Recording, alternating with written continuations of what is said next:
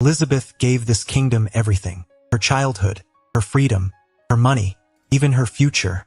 While the crown prince wasted his days at parties, she was the one quietly running the country behind the scenes. She handled government affairs, protected ordinary citizens, built one of the kingdom's most successful trading companies, and prepared herself to become the perfect future queen. And how did they repay her? They accused her of attempted murder without a shred of evidence, cancelled her engagement in front of the entire nobility, threw her into prison, and even her own father refused to save her.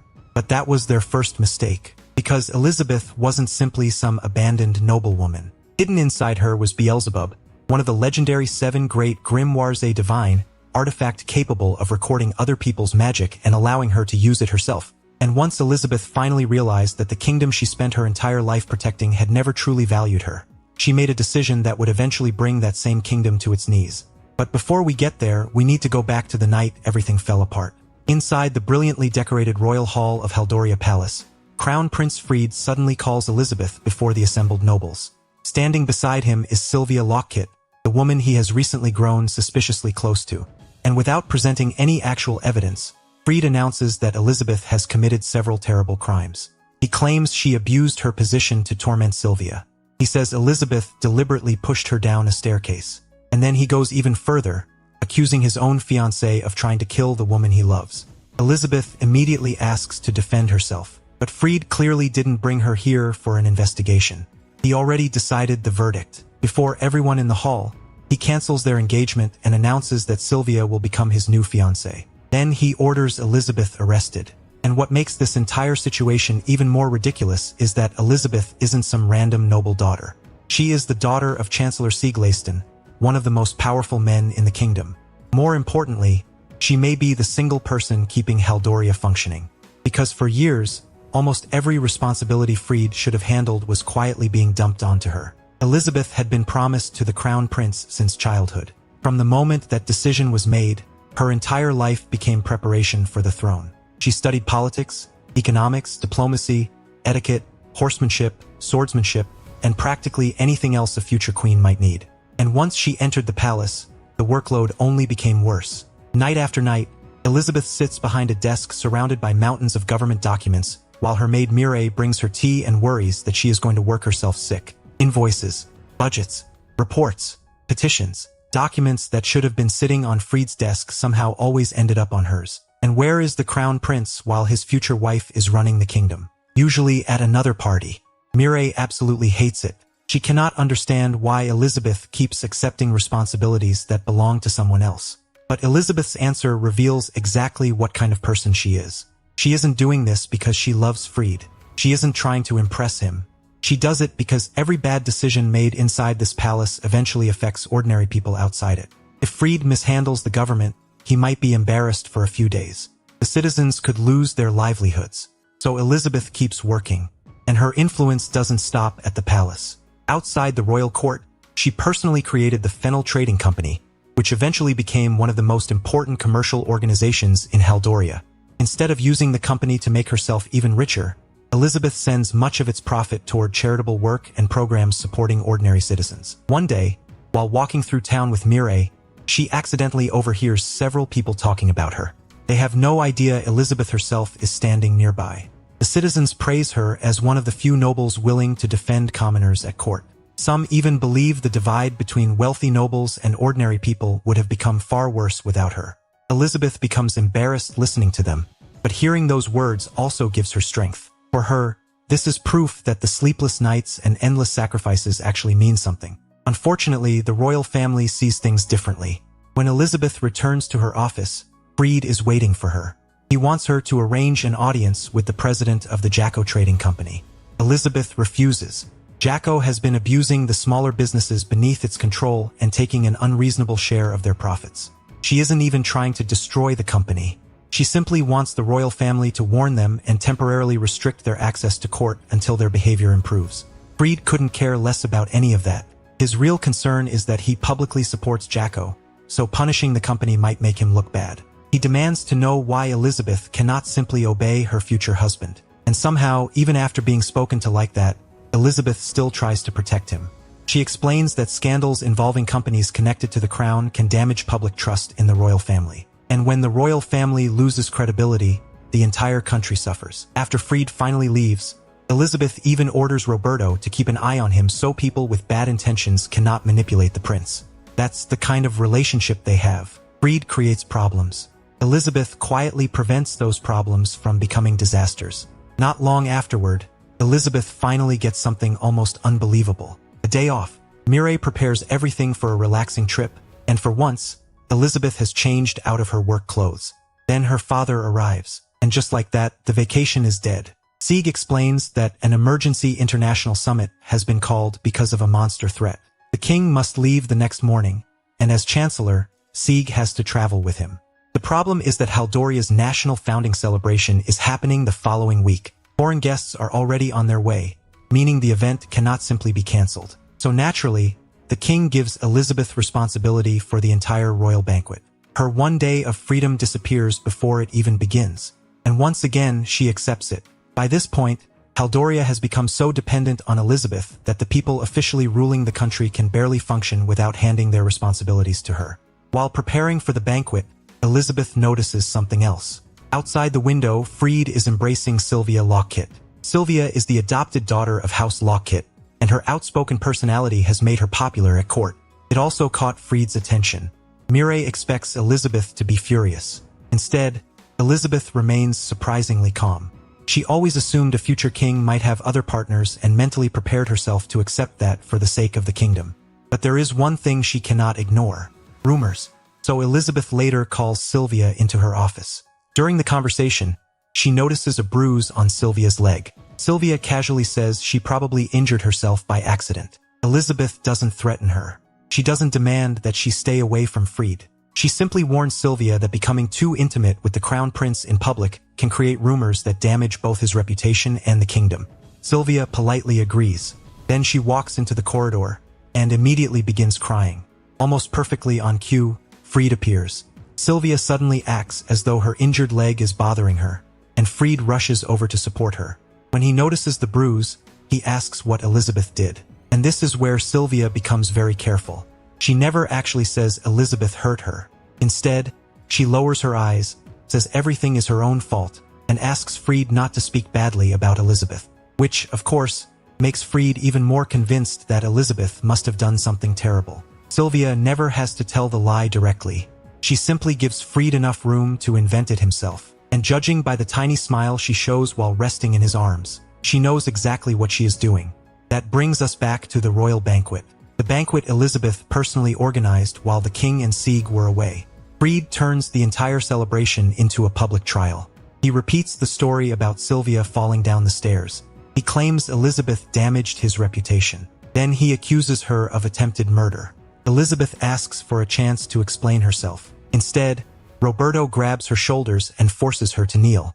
Even Lucas Lebrick, an ambassador from the powerful Yutear Empire, looks shocked by how ridiculous the scene has become.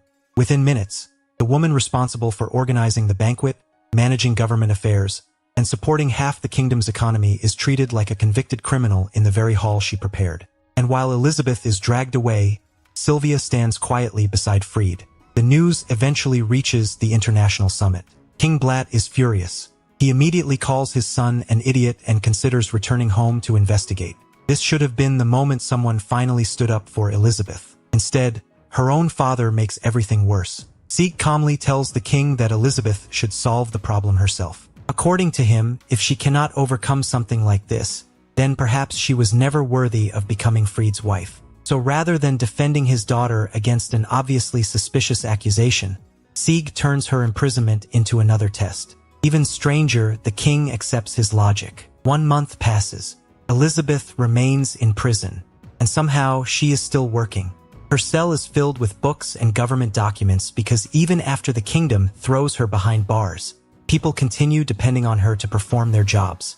Eventually, Mireille secretly comes to visit. Elizabeth uses dark magic to stop the guards from interfering and lets her inside. Then Mireille gives her the news she has been waiting for. Nothing. No rescue. No message. No support from the king. No help from her father.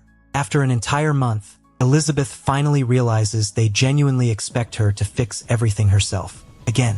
But this time, the damage keeps getting worse. Fried has now accused her of treason.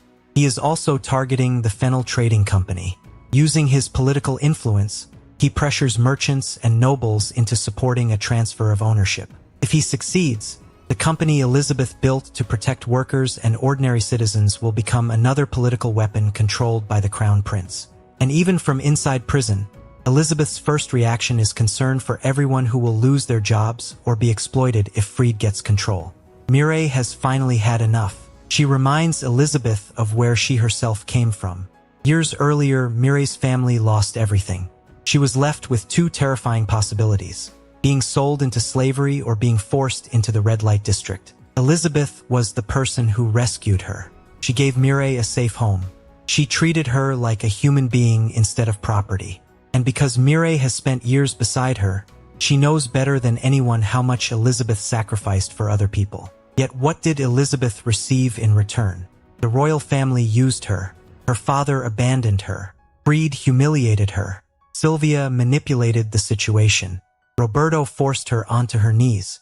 And now even ordinary citizens have turned against her. Mireille explains that rumors are spreading throughout the capital. People claim Elizabeth abused Sylvia out of jealousy. Others say she manipulated Fennel for personal profit. Some even believe she planned to overthrow the kingdom. There's no evidence, but the truth no longer matters. The same citizens who once praised Elizabeth now call her a monster. And hearing that finally breaks something inside her. Elizabeth begins remembering everything she gave away. Her childhood, years of study, sleepless nights, canceled vacations, her money, her future, her entire life. And for the first time, she asks herself a simple question. Why? Why should she continue destroying herself for people who abandoned her the second a convenient lie appeared? Mireille apologizes for saying so much. Elizabeth looks at her and quietly thanks her, because Mireille has finally helped her understand. Magic explodes from Elizabeth's body, smashing part of the prison wall. But she doesn't escape. Not yet. Instead, she calmly says she will leave Haldoria in 5 days. And suddenly, the prisoner begins giving orders. She tells Mireille to arrange a meeting with one specific person. As for Fennel, everyone should publicly cooperate with Fried's representatives. But behind the scenes, Elizabeth's most loyal people will begin withdrawing from Haldoria. Funds, employees, information, connections, everything valuable will quietly be moved beyond Fried's control. A few trusted agents will remain behind to report what happens next. Elizabeth isn't just escaping prison. She is preparing to remove the invisible structure that has been holding Haldoria together. Before leaving, Mireille points at the enormous hole in the wall and reminds her that she should probably fix that. And this is where we finally learn just how dangerous Elizabeth really is. Every living person possesses magical power, but through extraordinary training, some people can crystallize that power into something called a divine artifact. Elizabeth's artifact is Beelzebub, one of the 7 great grimoires. Its power allows her to record magic used by other people and reproduce those spells herself. Elizabeth naturally specializes in water and ice magic, but because of Beelzebub, that limitation barely matters. The dark spell she used on the guards wasn't naturally hers. Neither is what she uses next. Elizabeth casts Stone Wall. Every piece of shattered stone rises from the ground and returns to its original place. Within seconds, the prison wall looks untouched. 5 days later, Elizabeth makes her move. She creates an ice doll identical to herself and leaves it sitting inside the cell. Then she uses illusion magic to hide both herself and Mireille. The guards see their prisoner exactly where she is supposed to be. Meanwhile, the real Elizabeth walks straight out. As she passes through the capital wearing a cloak, she hears ordinary people talking about her. They say she deserves execution. They call her charitable work fake. They accuse her of plotting to steal the kingdom. Elizabeth doesn't stop. She doesn't argue. She simply keeps walking, because these people are no longer her responsibility. The man waiting for her is Lucas Lebrick, the Yutear ambassador who witnessed Fried's public accusation. And Lucas already understands what Haldoria apparently does not. They have just thrown away their most valuable asset. Even as a 10-year-old child, Elizabeth created a strategy that caused devastating losses to Yusa during an earlier conflict. Now that same woman has been declared a criminal based on accusations nobody bothered to prove. Lucas is expecting a secret visitor. What he doesn't expect is the King of Haldoria himself. At least that is who appears. Then the disguise melts away. It was Elizabeth. She explains that borrowing the king's appearance was simply the easiest way to pass the guards. Then she gets straight to the point. She wants asylum in Yusa. Lucas warns her that everything may change once the real king and Sieg return. Elizabeth says she doesn't care anymore. This stopped being about Fried and Sylvia a long time ago. Her father abandoned her. The royal family abandoned her. The citizens believed the worst about her without evidence. And if Haldoria suffers after she leaves, then Haldoria can solve its own problems. Lucas asks what she plans to do once she reaches the Empire. Elizabeth slowly removes her engagement ring. Ice spreads across the gold. Then she crushes it in her hand. She tells Lucas she will never forgive the people who betrayed her. And from this moment forward, the intelligence she once used to make Haldoria prosperous will be used for something completely different. Revenge. But Elizabeth isn't asking Yusa to immediately invade her homeland. That would be too simple. She wants the Empire's military power behind her as protection while she destroys Haldoria in her own way. And when she succeeds, Yusa will receive part of the benefits. Lucas agrees to consider the proposal, but first, Elizabeth must relocate to his territory and remain under his supervision. She accepts. That night, a carriage bearing the imperial emblem leaves Haldoria without being stopped. During the journey, Elizabeth reveals another terrifying advantage. She tells Lucas about what she calls the Grimoire of Wisdom, a divine artifact capable of memorizing books and recording everything its owner sees or hears. Thanks to it, Elizabeth carries an enormous amount of information about Haldoria's government, economy, military, and political weaknesses. Then she casually admits something even more interesting. The Grimoire of Wisdom doesn't exist. It is simply the false identity she created for Lucifer, another of the 7 great grimoires. Even the king and her father never knew the truth. Lucas now realizes that Elizabeth isn't arriving in Yusa as an ordinary refugee. She is practically a walking archive of Haldoria's deepest secrets, and surrendering her would probably be worth far less than keeping her. When they finally reach the Lebrick territory, Elizabeth notices how warmly the population welcomes Lucas. Clearly, unlike Haldoria's leaders, he is actually respected by the people he governs. Elizabeth barely reaches his estate before making her first request. She wants permission to create a new trading company. Because revenge is expensive, and anger doesn't pay employees. Lucas agrees. Then Elizabeth asks him to loan her 100 gold coins. That gets his attention.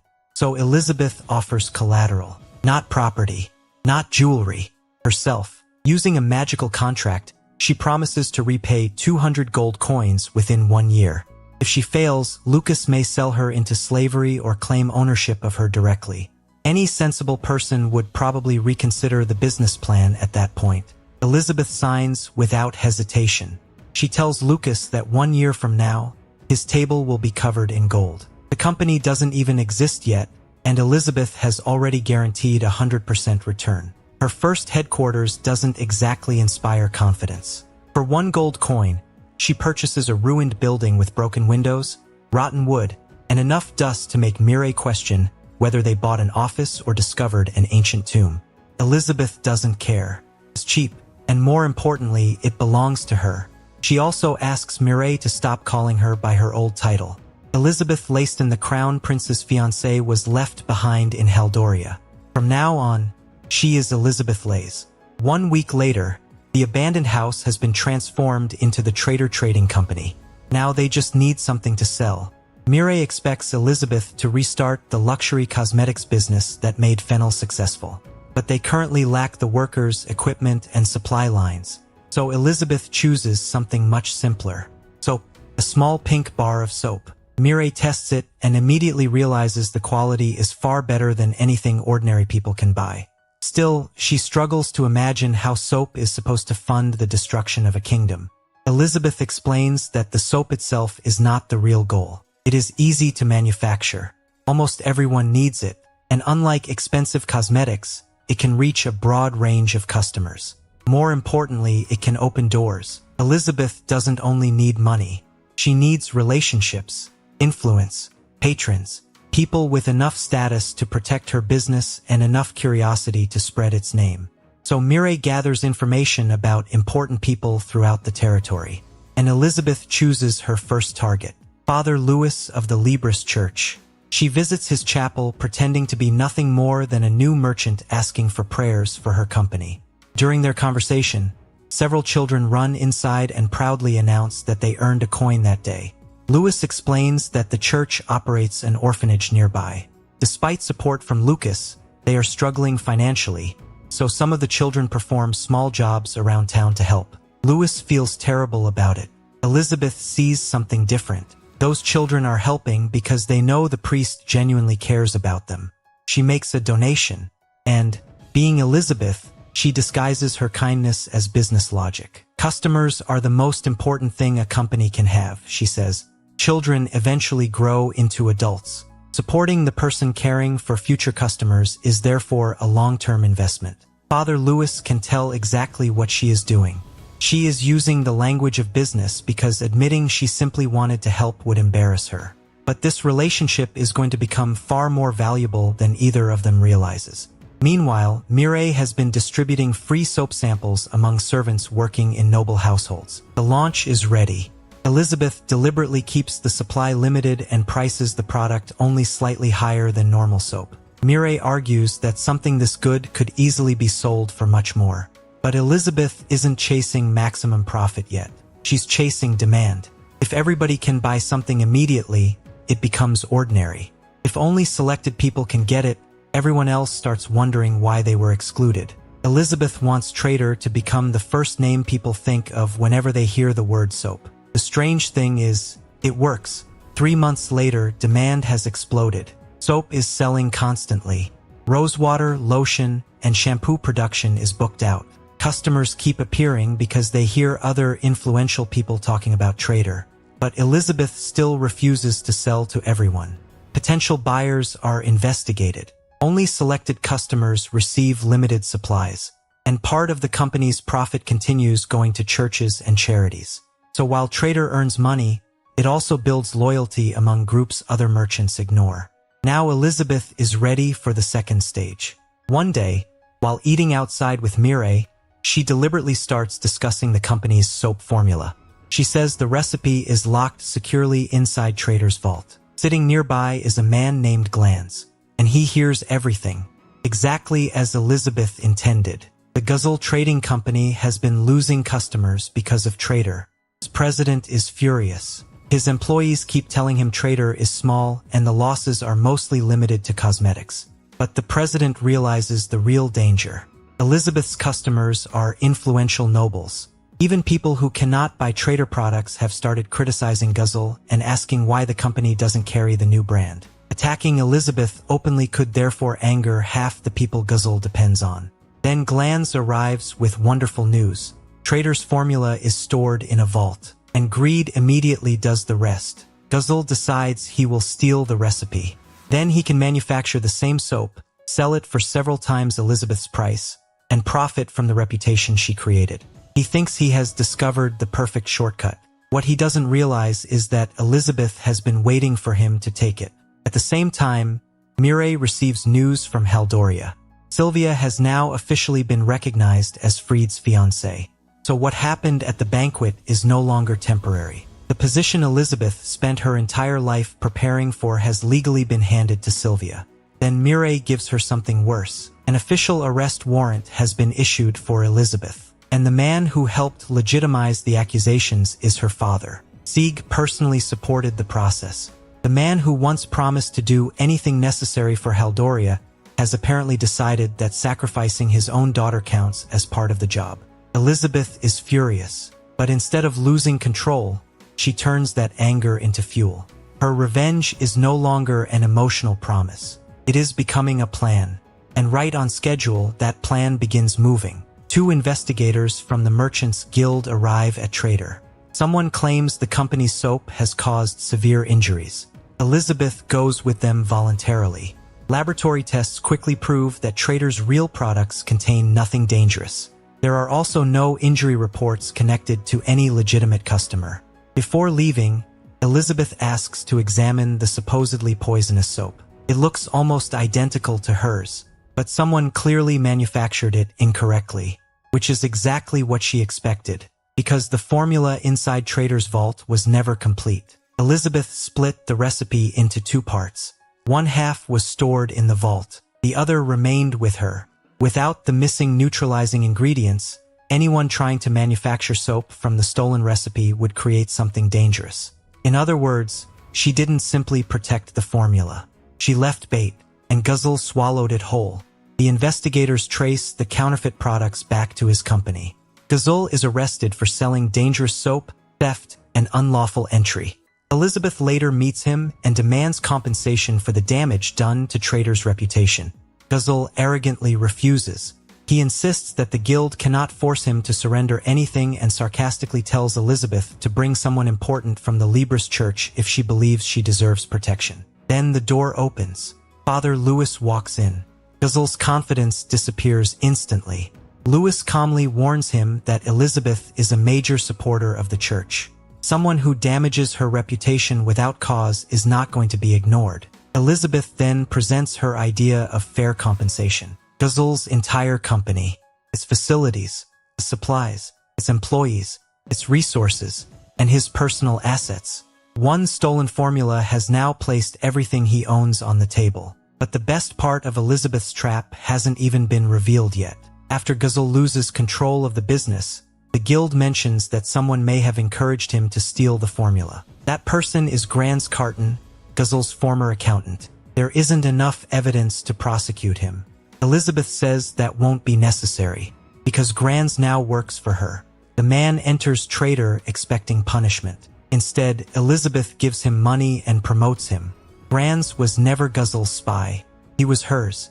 Long before the counterfeit incident, Mireille secretly approached him. His only job was to let Guzzle discover that the formula was supposedly inside Trader's vault. Elizabeth understood exactly what kind of man Guzzle was. She didn't have to force him to commit a crime. She simply placed an opportunity in front of him and allowed greed to make the decision. But Grans didn't do this for money alone. Elizabeth accompanies him home. Inside, his wife is sitting beside their unconscious daughter, Lunoa. The girl is covered in bandages. Her hands, neck, and part of her face are badly injured, and the local apothecary has already said there is little hope of recovery.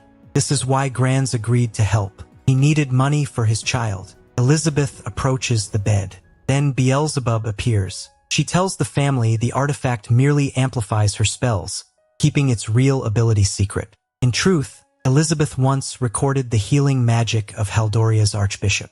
And although healing is not her natural specialty, Beelzebub allows her to reproduce it. Blue light fills the room. Lunoa's wounds begin disappearing. Then the girl opens her eyes. Grans and his wife burst into tears. They ask how they could ever repay Elizabeth. She simply reminds Grans that she promised to help his daughter. That's the difference between the people around Elizabeth now and the ones she left behind. Greedy men like Guzzle receive traps. People who keep their word receive something far more valuable than money. 1 month later, Elizabeth returns to Lucas, and just as promised, his table is covered in gold. The 100 coins he loaned her have already produced returns far beyond his expectations. At this point, he stops treating Trader like a temporary experiment. He grants Elizabeth greater freedom to travel throughout Yusa and recognizes that giving her asylum may benefit the Empire far more than anyone first imagined. Trader is growing. Her political protection is growing. And so is her network. Lunoa has also completely recovered. The girl now works enthusiastically at the company and turns out to possess something extremely valuable: item appraisal magic. She can identify the characteristics and potential value of merchandise. Elizabeth takes her on as an apprentice and begins teaching her both commerce and magic. We also discover that Beelzebub isn't Elizabeth's only divine artifact. She possesses Belphegor, another of the 7 great grimoires. Belphegor allows her to create contracts with magical creatures, spirits, and demons in exchange for whatever price they demand. Elizabeth places a silver coin into a magic circle. The coin dissolves. Small white creatures appear, take her messages, and fly away. More pieces are moving into position. 6 months pass. Trader absorbs several additional companies. Employees, factories, distribution networks, everything expands. The ruined building Elizabeth bought for 1 gold coin has grown into a serious commercial organization. And now she wants access to the imperial capital. Before leaving, she places Granz temporarily in charge. The former accountant who helped destroy Gazelle is stunned that Elizabeth trusts him with the company. But she has been watching him for months. She knows exactly what he can handle. Then Elizabeth leaves with Mireille and Lunoa. For Lunoa, the trip is also part of her training. Elizabeth explains that a good merchant doesn't simply study products. She studies people, money, status, fear, desire, reputation inside the capital. All of them move together. Before reaching the city, however, the carriage enters an isolated forest road. And almost immediately, bandits appear. Their leader sees several women and a young girl and assumes they will be easy prey. Elizabeth steps out alone. One of the men laughs. Then an ice spell knocks his companion unconscious before Elizabeth even finishes raising her hand. The others realize they are facing a mage and rush her, hoping to stop another spell. Elizabeth draws her sword. Apparently, she doesn't need magic for people like them. Within moments, the entire group is defeated. The leader drops to his knees and begs for mercy. He claims he used to be a farmer, but crushing taxes left him with no other choice. Elizabeth understands that poverty may explain how someone became desperate, but explanation is not the same as innocence. Bandits don't only steal coins. They attack merchants who spent months building those goods. They leave families without income. And sometimes they kill travelers who were simply unlucky enough to use the same road. So Elizabeth refuses to pretend surrender erases everything that happened before it. She eliminates the threat and tells Lunoa to remember what she saw. It's a harsh lesson, but an important one. Elizabeth can heal a dying child because that child deserves compassion. And she can kill someone who repeatedly harms innocent people because allowing him to continue may cost even more lives. Her kindness now has boundaries. A little later, they find a nun standing beside the road. Her name is Tita. She is traveling toward the capital and asks for a ride. Lunoa is fascinated when she learns what traveling nuns do. They visit remote communities and offer free healing, especially in areas without doctors. Tita treats it like ordinary work, but Lunoa immediately admires her. During the journey, the girl asks why this region has so many bandits. Elizabeth points toward the terrible road beneath them. Infrastructure, she explains, isn't just about convenience.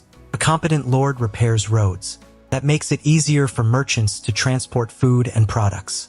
Trade increases. Prices stay manageable. Businesses grow. The government collects more taxes. An incompetent ruler sees road maintenance only as an expense and cuts funding. Transportation becomes harder. Prices rise. Farmers lose customers. People become desperate. Some eventually turn to crime. Then merchants have to hire guards, which pushes prices even higher. Saving a small amount from one government budget can quietly create enormous losses everywhere else. And almost as if the universe wants to prove Elizabeth's point, another group of bandits appears. Elizabeth prepares to fight. Tita cheerfully offers to take half. Since she is standing beside a nun, Elizabeth decides it would probably be inappropriate to slaughter everyone. So she restrains her opponents. Tita, meanwhile, charges into her half of the bandits, swinging a staff like she has been waiting all week for this opportunity. One captured man begs her for mercy. He reminds her that the Libris faith teaches forgiveness to sinners. Tita agrees. All humans make mistakes, she says. Those who truly regret their actions can receive God's forgiveness. The bandit looks relieved. Then Tita adds that bandits don't count as humans, and starts beating him again. At that point, Elizabeth begins wondering why she bothered showing restraint in the first place. By the time they reach an inn that night, Tita has also sold some valuables taken from the criminals. She offers Elizabeth half the money. Elizabeth refuses and tells her to donate it to the church. Tita immediately hugs her while crying about what an incredibly devout woman she is. Elizabeth is far less concerned with the compliment than with the fact that Tita is wiping her nose all over her clothes. Lunoa notices something during all of this. Elizabeth looks genuinely happy. Mireille explains why. Back in Haldoria, Elizabeth could never relax. She had to control every expression, every decision, every word. One small mistake could become ammunition for someone else. Since leaving, she has finally started behaving like a normal person. She jokes, she gets embarrassed, she enjoys meals, she spends time with people who don't expect perfection from her. Haldoria didn't only steal Elizabeth's work, it stole most of her youth, and escaping has finally returned part of it. Ironically, while Elizabeth's life improves, Haldoria begins collapsing. Freed has decided to distribute enormous quantities of the kingdom's grain reserves to poor citizens. He thinks this proves he is generous. When Roberto warns him that the national reserves are being drained, Freed argues that Elizabeth also helped the poor. Roberto has to explain the obvious difference. Elizabeth usually used her own money, and rather than simply handing out food forever, she created jobs and economic programs so people could eventually support themselves. Freed copied the part that earned public praise without understanding the system behind it. When he discovers the grain is running out, his solution is even worse. He simply orders the program stopped and says the poor can starve. Roberto can only stare at the documents afterward, and for the first time, he fully understands what Elizabeth had been doing. Whenever someone inside the palace made a stupid decision, she quietly repaired the damage before anyone noticed. Now she is gone, and the mistakes are starting to remain mistakes. Elsewhere in the palace, a woman named Rosalia Fadgar watches Freed and Sylvia together and reaches a very different conclusion from the official story. She doesn't believe Elizabeth was some jealous monster. From what Rosalia can see, the real tragedy is that a capable woman spent years carrying an idiot who never appreciated her. Eventually, Elizabeth's group reaches the imperial capital. After saying goodbye to Tita, they rent a surprisingly expensive room at a high-class inn. Lunoa wonders why they need somewhere so luxurious. Elizabeth turns it into another business lesson. They have entered the capital as representatives of trader.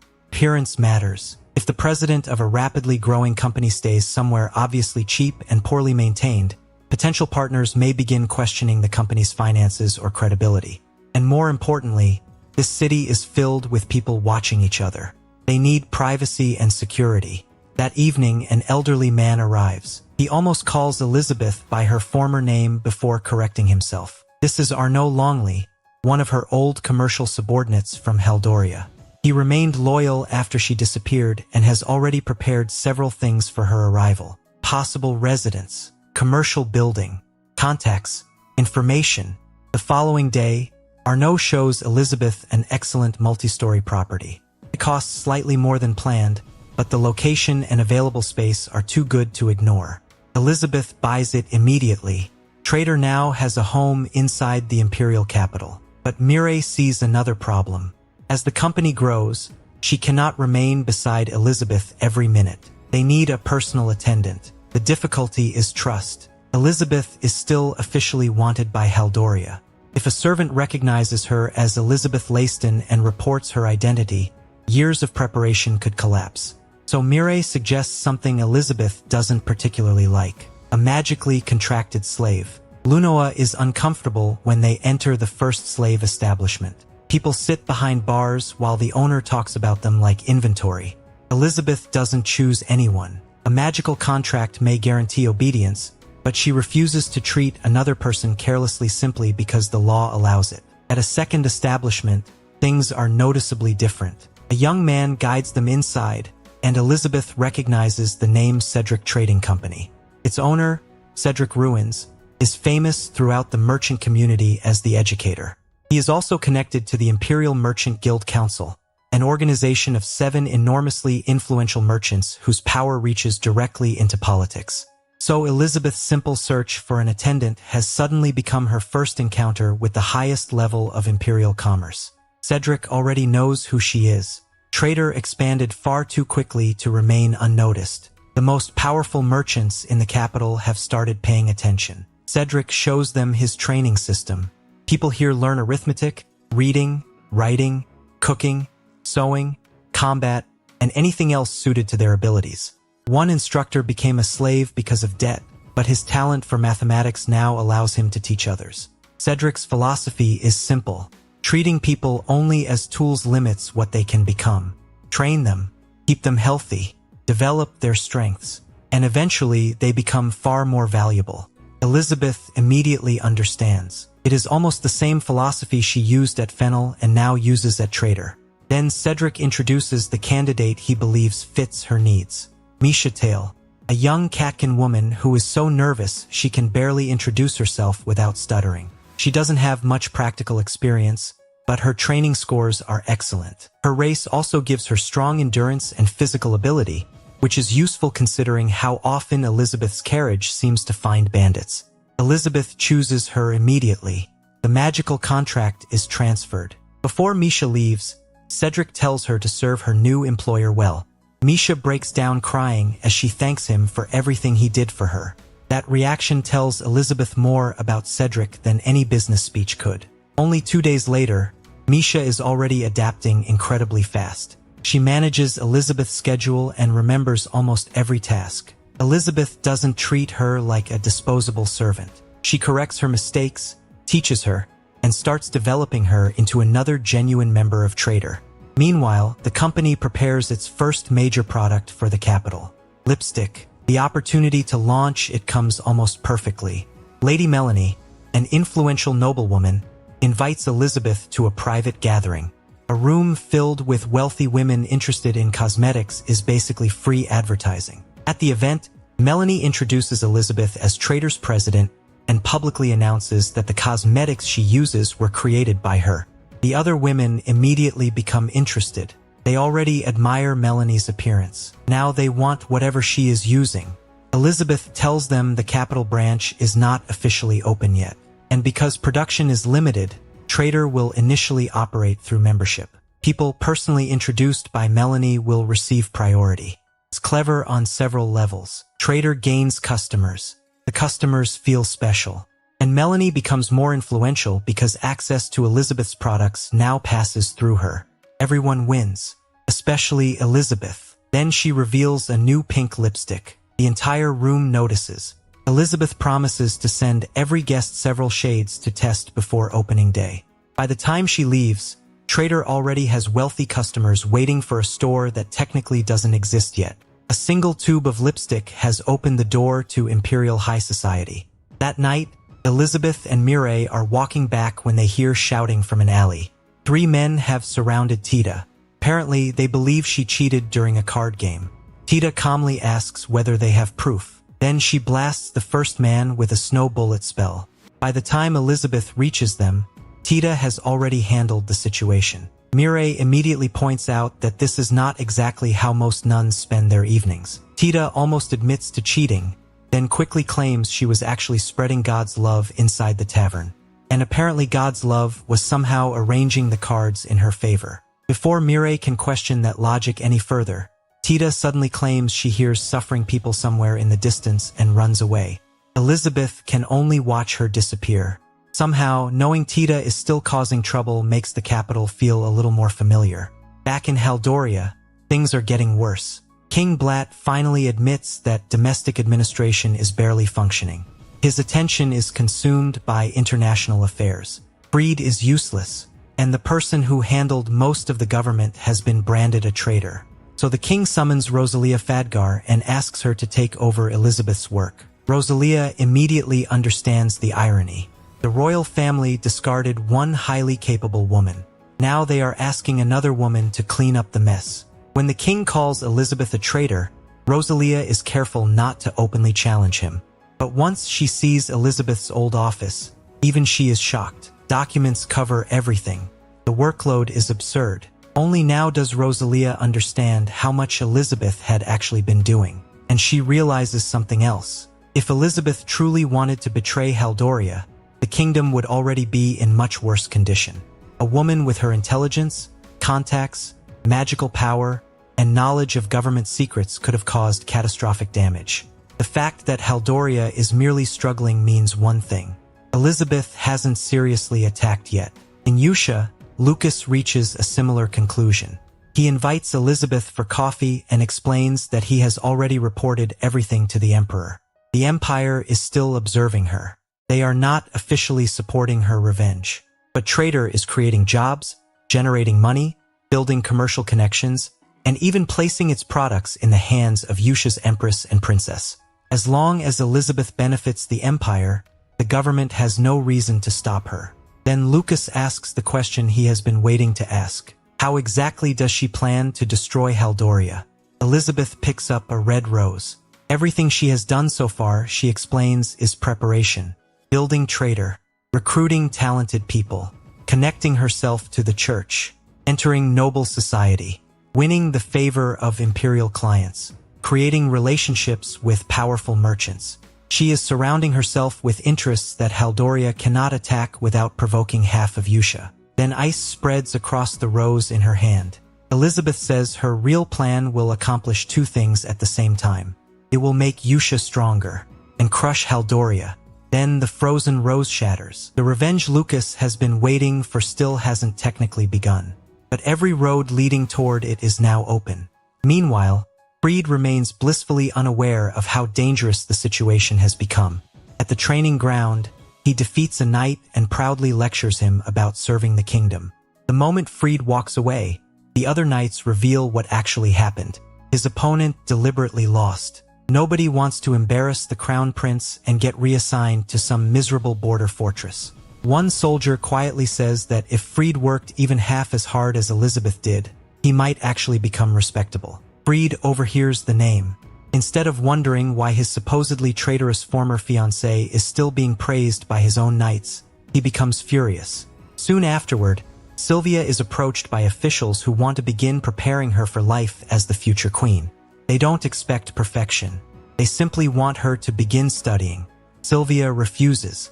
She doesn't want to learn any of it. Freed immediately tells her that she doesn't need to.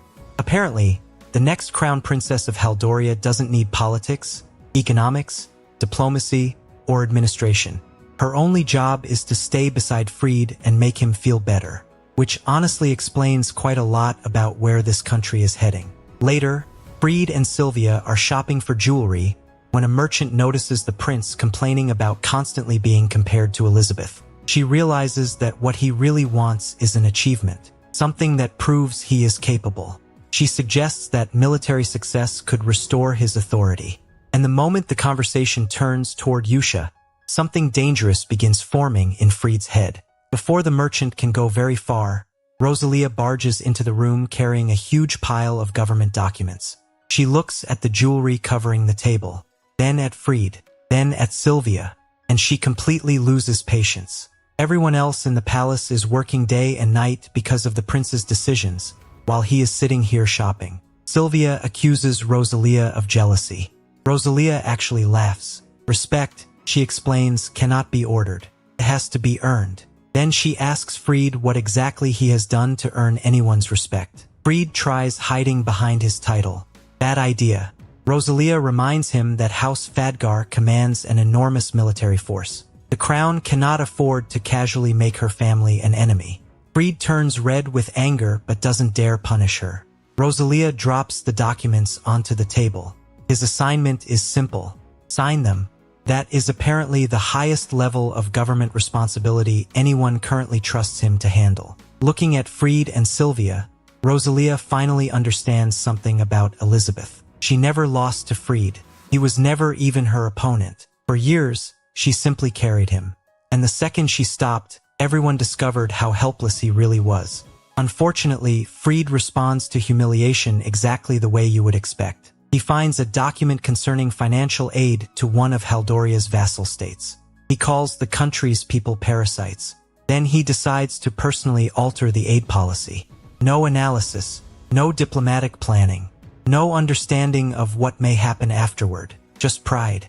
At first, this looks like another stupid administrative decision. Soon, however, something far more dangerous happens. Back in Yusa, Trader continues expanding. Elizabeth purchases land near Sharona village in the Lebrick territory. Her goal is to create a large production center where ingredients can be grown, processed, and manufactured in one location. She is also negotiating with companies whose businesses have been damaged by Trader's rise. Some may be absorbed peacefully. Those who refuse may not survive commercially. Then Arnaud rushes into the room with urgent news. The Kingdom of Sarges has declared war on Yusa, and it has invaded Lebrick territory. Sarges is a relatively small vassal state connected to Haldoria. Because of the mountains and dense forests along the border, a place called Brocken Gorge is one of the only routes capable of supporting a large army. Immediately beyond that passage is Sharona village, the same area where Elizabeth just invested in her production center. So this war isn't some distant political problem. It has landed directly on her doorstep. Brocken Fortress has only around 500 or 600 defenders. Sarges appears to have roughly 1,200 soldiers, perhaps 1,500 at most. Normally, the fortress and terrain should allow a smaller defending force to survive for several days, long enough for reinforcements to arrive. And Lucas has already mobilized. He leads 1,800 soldiers toward the border and sends an advance unit ahead. On paper, the situation is dangerous but manageable. Then Brocken Fortress falls in a single day. Something is wrong. Reports describe a mysterious warrior wearing dark armor and carrying a weapon glowing with white light. An elite unit breaks through the defenses with terrifying speed. Lucas's advance force is destroyed before his main army can even reach the battlefield. And nobody recognizes these soldiers. They don't match Sarges's normal military. They aren't connected to any famous mercenary company. No one knows who they are. That bothers Elizabeth, but something else bothers her even more. The king of Sarges is known as a relatively peaceful ruler. Starting a hopeless war against a much larger empire makes very little sense. So why now? Did Sarges truly choose this war? Was someone manipulating them? Or is another power using Sarges as a mask? Elizabeth decides she is going to the front herself. Mireille immediately begins organizing food, medicine, mercenaries, and adventurers. Others warn Elizabeth that appearing near the battlefield increases the chance that Haldoria discovers where she is living. She doesn't care. Sharona is now part of her commercial network. People there depend on trade, and Elizabeth has already learned what happens when powerful people ignore the lives affected by their decisions. This time, she refuses to do the same. Using Lucas's official support, Trader posts a high-level mission for adventurers willing to enter an active war zone. The payment is more than double the normal rate. Only experienced fighters are accepted. Among the groups responding are Sharp Blade, Blazing Fist, Dragon Fang Scales, and several mercenary companies. Some are coming for the money. Others have personal reasons. For Elsa and Lisa of Sharp Blade, the region under attack is close to home. Before departing, one of the adventurers notices something strange. Everyone has been told to carry only 2 days of food. That makes absolutely no sense for a military expedition. Unless Elizabeth has another secret. She decides that since these people will be fighting beside her, they deserve to know part of the truth. A purple magic circle appears. Then another grimoire materializes. Mammon, yet another of the 7 great grimoires. From its storage space, Elizabeth removes an entire crate of supplies. Mammon contains enough resources to support roughly 100 people for months. The individual food packs are only emergency supplies in case someone becomes separated. The adventurers stare at her. Most of them assumed they were being hired by a wealthy merchant. Now they are beginning to realize their employer may be more dangerous than the people they are marching to fight. Elizabeth orders everyone to keep Mammon secret. During the journey, some still debate exactly how powerful she is. One estimates that her magic may rival a court mage. Another points out that anyone who judges Elizabeth by her appearance probably won't survive long enough to make that mistake twice. When night falls, the group establishes a defensive camp. They dig trenches and prepare positions. Elizabeth inspects everything, then decides it still isn't enough. Beelzebub appears. She casts stone wall and creates elevated defensive positions around the camp. Experienced adventurers recognize that the extraordinary part isn't simply the spell. It's the divine artifact, but nobody asks unnecessary questions. People who survive dangerous jobs learn when curiosity is healthy, and when it might get them killed. Then one of the scouts returns, and suddenly, the war becomes much darker. A nearby village has been occupied by armed men. From a distant hill, the scout saw weapons throughout the settlement. Almost no civilians were moving freely. Several villagers appeared to be dragged away.